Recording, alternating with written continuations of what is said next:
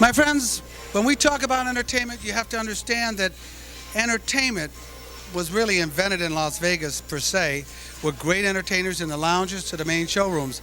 And one of the gentlemen that helped make Las Vegas the entertainment capital of the world is Mr. Bob Anderson, and he's here with me now. And Bob, it's good seeing you. Hello, Pete. How are you doing, buddy? Just good to see doing you too. great. Good to see you. Those were some wonderful days when I got here about in the late 70s and started at the top of the dunes. And it was really a wonderful time. We were doing a lot of the Carson, Merv Griffin shows, Mike Douglas shows, matter of fact.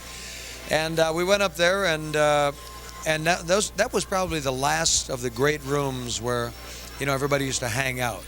I remember looking in my audiences some nights, and you'd see the Rat Pack. Sammy, Dean, and Frank would be there. Liberace, Tom Jones, and it was one of those. It was magical up there. You've been up there many times. We were there. I loved it. When you talk about those people, I'm sure that they obviously inspired you, but I'm sure that you got some tips from Sammy when he was alive in the beginning. I did. Sammy, you know, I'm not going to say we were great friends, but we were pretty good friends. Matter of fact, one night I was sitting on the couch at home, and Sammy, the phone rang, and my wife said, "It's Sammy Davis Jr." I said, "Okay." So I picked it up, and he says, "Hey, man," he says, "how quick can you get down here?" And I said, "What do you mean?" He says, "I can't get off the couch." His hips, you know, he had needed a hip replacement. So I ran down to Bally's, and we just talked down the charts and went on, and I replaced him with Jerry Lewis. So we did the whole run. And a great thing about it, a great story to wrap this thing up about Sammy. About 6 months later, I'm working at the Sands with Shirley MacLaine in Atlantic City, and Sammy came in to the show. He was working at the marina. He said, "Come on back." He's having a party. He was closing. We went back there for the party, and in the party, he called me. I was mixing a drink, and I look over, and I look in the corner of the bathroom, and here's Sammy with his head out going, "Psst, come here, man, come here." So come here. So I walk into the bathroom, and he says, "Sit down right over there." So I go over, and I sit down on the side of the tub, and he started to tap dance for me in the bathroom, just to show me that he had it all back again and that he had his hips, and it was a treat for me. It was such a thrill. There's Sammy Davis Jr. tap dancing for me in the bathroom of his suite. But it was all marble, and it was a great place to dance. So it was great. But Sammy was wonderful. He did give me a lot of tips. What can I say? He and Frank and Dean, they really were what it's all about, and we're just an extension of that today. And the thing is to be our own self. You know, we're not really trying to be. I'm not. You know, Sammy, Dean, and Frank. As much as I respect them, I'll do them in my act. But what I'm really trying to focus on right now, more than anything, is being Bob Anderson. You know, as a singer. Here he is, the incredible Bob Anderson, ladies and gentlemen. The legendary Mr. Tony Bennett. You got the wrong name. My name is Bob Anderson.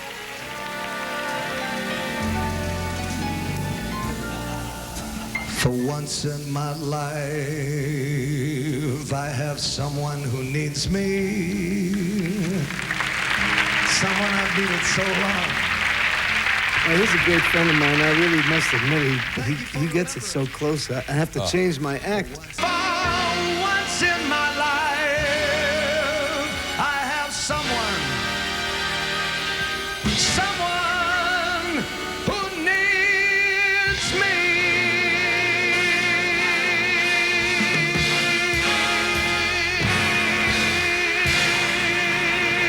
When he does Nat King Cole, Sammy, Dean, and Frank, he actually becomes these guys. It's amazing. I'd sacrifice anything, come what might. Sake of having you near, in spite of a warning voice that comes in the night and repeats how it yells in my ear. Don't you know, you fool, you ain't got a chance to win. Oh, well, who can take a sunrise? Sprinkle it with dew, and then cover it with chocolate and a miracle or two. The Candy Man. Yes, the Candy Man can. What kind of fool am I?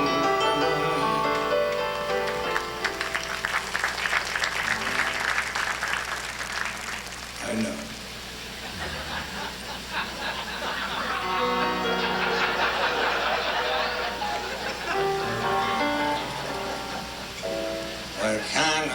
Boy, I tell you what kind of fool he's a rich fool. He got a lot of money, Sammy. Sammy got so much money. You know, sometime if the ship is going this way, I cancel the show because I can't jump up here. You know, that's a long way to jump up there. Oh. Keep getting those two cats mixed up there.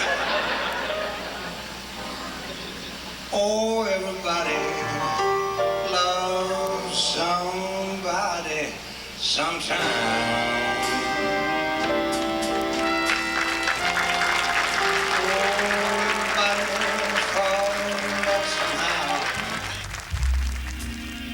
That's why, darling, it's incredible that someone so unforgettable. Bob Anderson has worked practically his entire career in Las Vegas. Terrific entertainer, you know, Yeah. singer, does impressions.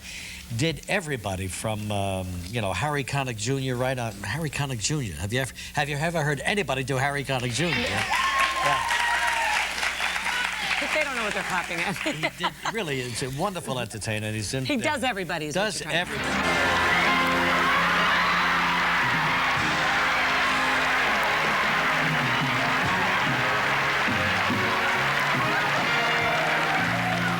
The guy who back is melting in his eye.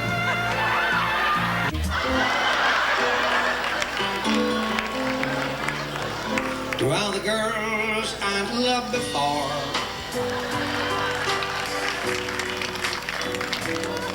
wandered in and out my door.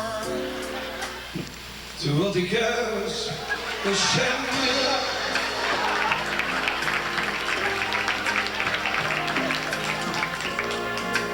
they all tried to become my wife.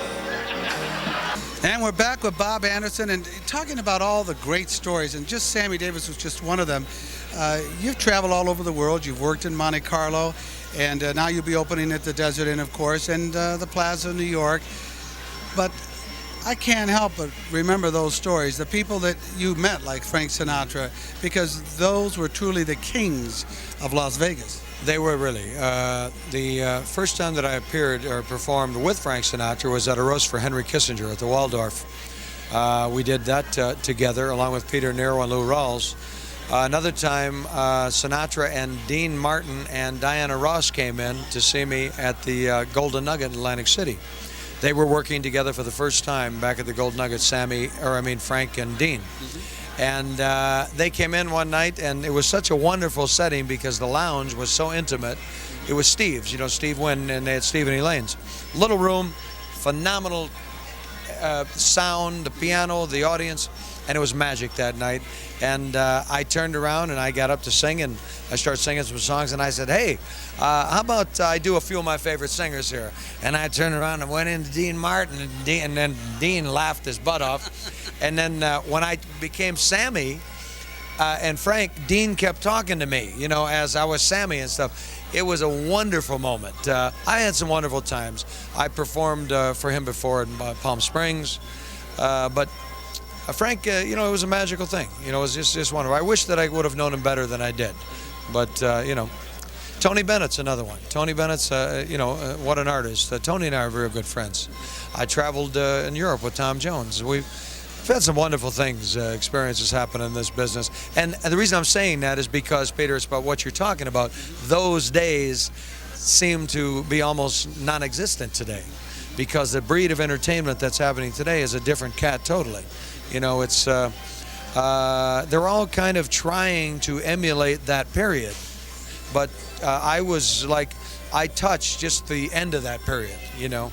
And the Dunes, like I said before, that was really just catching, you know, it was the 80s, and it was just the last stuff. Sinatra was still at Caesars, you know, Sammy, Dean Martin was across the street at Bally's.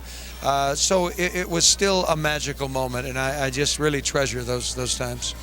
Bob, thanks for talking with us. Thank you very much. Thanks, Peter. Appreciate it.